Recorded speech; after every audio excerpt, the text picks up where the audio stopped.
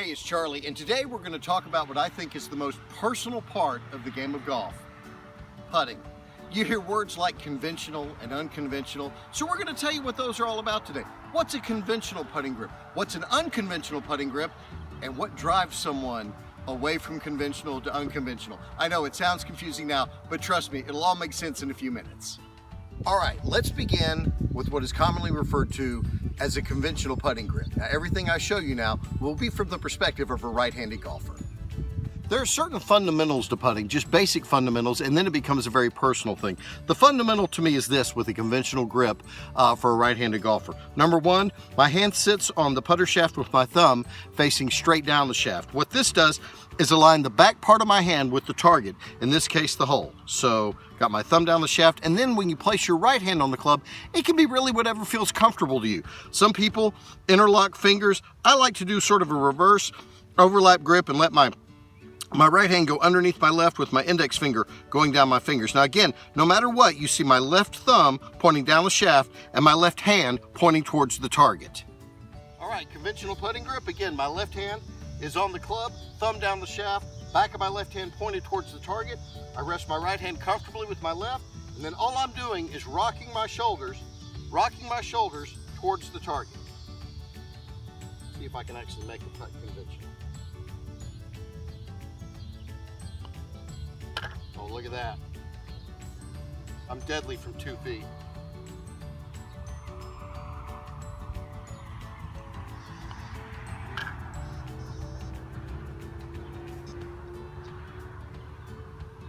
Again, all I'm doing is rocking my shoulders and pushing my left hand towards the target. Joining us now is my son Hogan, and he's a proponent of another way of conventional putting, cross-handed or left-hand low. And let me say, if you're starting in the game of golf or you're starting someone in the game of golf and you're looking for a great way to putt, this I think is the best way. In conventional putting, you'll remember the left hand was high on the shaft. Cross-handed or left-hand low, the right hand for a right-handed golfer is high on the shaft, and then the left hand is on the low side. Again though, the basic fundamental of the left thumb down the shaft and the left hand pointed towards the target. Now the beauty of left-hand low is that it eliminates the problem that the other conventional putting grip has. I'll get to that in a second, but it's just a beautiful fluid stroke, left-hand low going towards the target.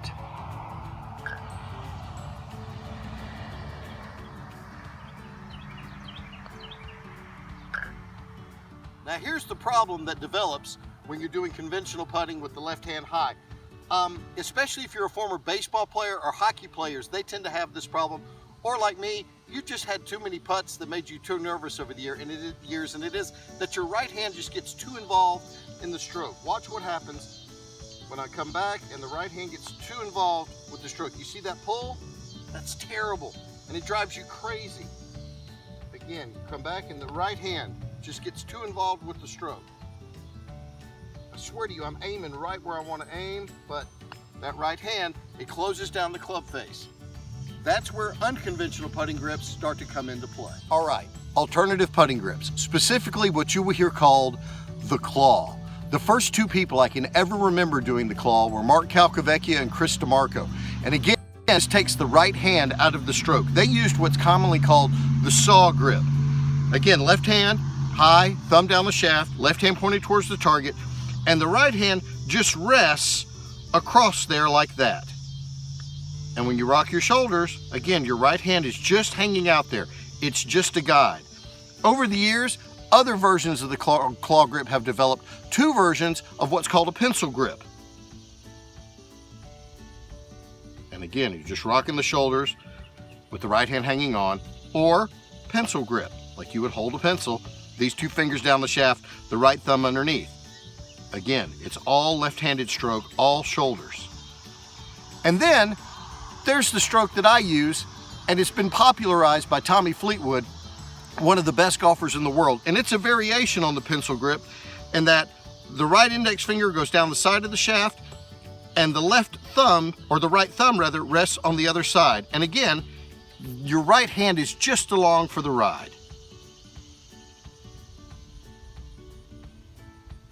Again, the way I grip the claw grip is with my right index finger down the shaft, My right thumb on the other side, but the same fundamental with the left hand.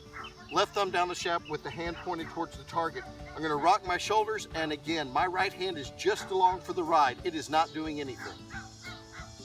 Just line it up and putt. Boy, that was impressive.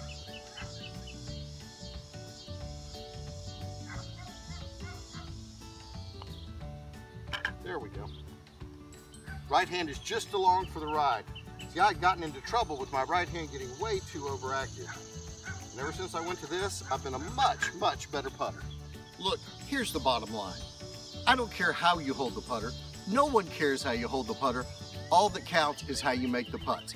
Whether you have conventional with the left hand high, whether you have conventional with the left hand low, or whether you do some variation of the claw grip, it really does not matter. All that counts is what feels good to you, what you're confident with, and what gets it in the hole. Oh, and one more thing.